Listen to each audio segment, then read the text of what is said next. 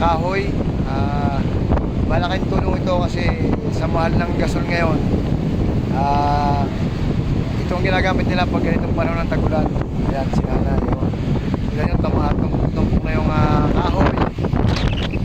Ayan, niliipon nila. Ayan, at dati yung mga vlog namin dito na napakalinis. Meron tayong beach cleaner dito, ang barangay. So ngayon, makita nyo ano,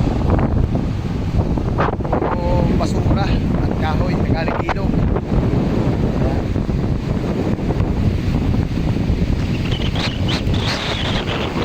Napakadaming basura natin sa amin. Galing ilog yan, galing ilog.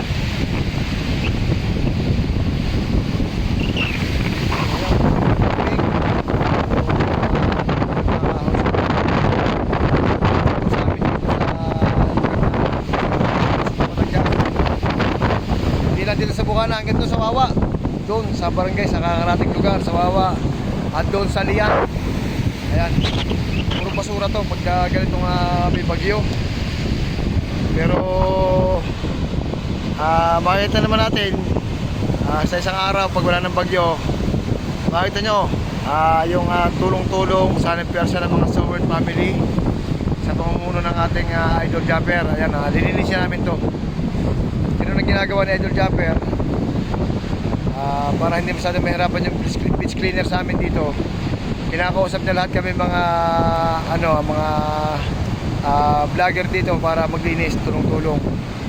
Napakalayo, napakahaba, napakadami na basura. Ayan. At ang iba naman, nililimot nila yung mga plastic, yung mga plastic bottle, pinipili nila.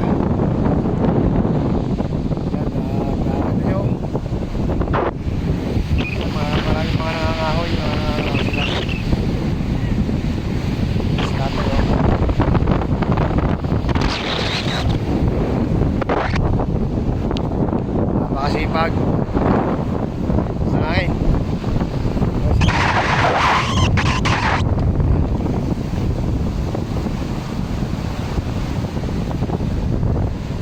So ingat-ingat tayo, baka tayo ay matinig kasi hindi mawala dito ng aroma. Ganda nito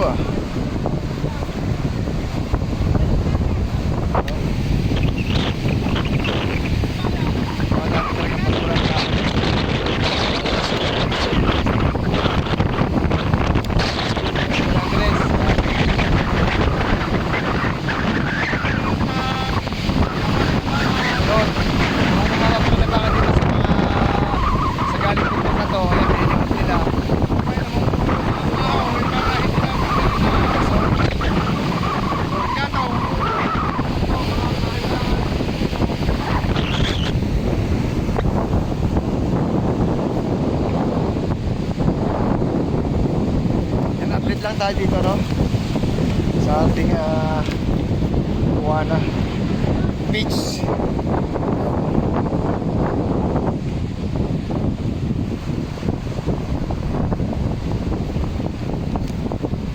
At ito naman yung ating kaibigan. Ayan, nangunguha siya ng mga buko. Ayok, ayan. Ano nang gagawin dyan? Ayaw. Hindi pa rin sa palengke. Ha? Pambenta sa palengke. Yan naman ang ginagawa niya. Yan, nilimot niya yung mga buko na pwede pa, hindi bulok. At dahil sa palengke, ibebenta nila para pambili ng bigas. Yan, shoutout. Napakamahal ng bigas ngayon. Kaya agad ginagawa nila para makapambili malala ng bigas. Ano? Akala ko parang buko kayo nyo Hindi ko pare. Pambenta ko parang minsan talaga. May tumpong pa. Makasama. Ayan, Yo, nakasara pa rin. Masira na, masira. Hanap pa rin siya, hanap. Tapos ito naman yung mga bata. Ang ginagawa ng mga bata rito, yung taklob lamang ng bote, ng plastic bottle ang kinukuha nila. Ayan Ayan taklob lamang ang kinukuha nila. Pinabibili ng mga bata. Sa mga masisipin ng bata.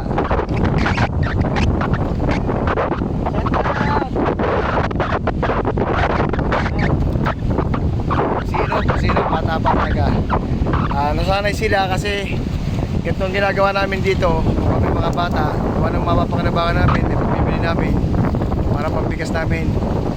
And nakalakahan na nila yan, makakalakahan na nila. At sa magiging anak nila, pag lagtan ng araw, ganun nila gagawin nila pag ganitong bagyo.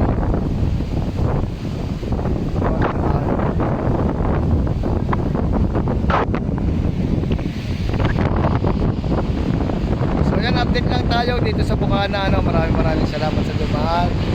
At sa lahat ng mga kaibigan natin sa mampanig ng mundo. Higit sa lahat dito sa atin sa Pilipinas. Ayan, ingat po tayong lahat. And laban lang, laban. Ganitong may bagyo. So ganito na lamang. And thank you very much to all. God bless. Group. Skr. Thank you. Babu.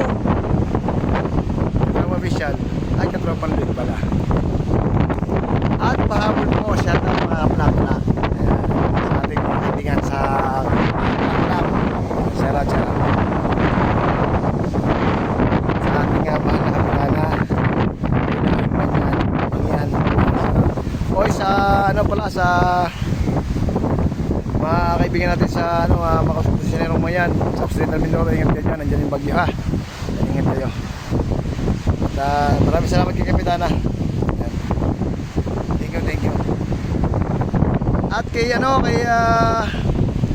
Paring Jose, maraming salamat sa pagbili ng aming dishwashing. Ayan, bumili siya ng halagang 2.5 na pamibigyan natin dito sa ating mga kaibigan dito na magbabahay-bahay tayo, yung alam natin na hindi makaka-avail.